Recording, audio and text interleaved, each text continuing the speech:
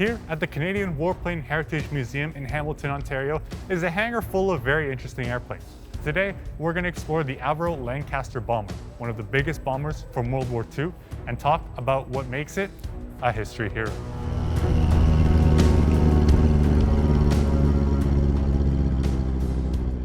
The Avro Lancaster bombers were one of the best Allied bombers during World War II, but actually came from a previous failure of Avro. The Manchester bomber was unsuccessful and unreliable. They swapped out the twin Vulture engines for quad Merlin engines, and thus the Lancaster was born. The Lancaster is an iconic aircraft. 7,377 were built. Canada was the only country outside the UK to build Lancasters. Some of which were made right here in Malton, Ontario at Victory Aircraft. In 1942, it was the largest airplane that had been built in Canada. And Victory Aircraft, the site of Pearson Airport today, employed 10,000 young Canadians who built these airplanes. Here is the Lancaster's bomb bay, capable of holding up to 22,000-pound bombs known as Grand Slam bombs, where they would be loaded in and dropped out of right here. It was the biggest airplane flown by Bomber Command at nighttime, and it actually carried the fight to the Third Reich.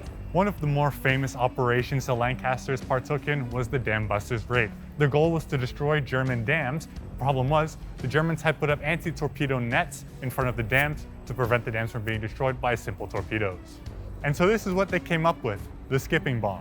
The bombs would be attached at the sides right here and dropped at a very low altitude with a backspin, in hopes that they would skip over the anti-torpedo nets, land in front of the dams, and explode.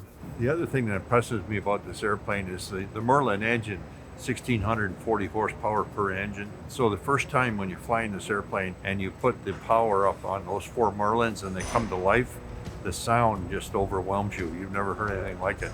To make sure I was paying attention, John Grande is going to ask me some questions, and I encourage you guys to play along as well. What is the plane's wingspan? 102 feet long. How many crew members does it hold? For a total of 7 people. When was the first one flown? In January of 1941. You can visit the bomber for yourself at the Canadian Heritage Warplane Museum in Hamilton, and if you're lucky enough, get to see it fly overhead. My name is Sam, and if you learned something new today, my job here is done.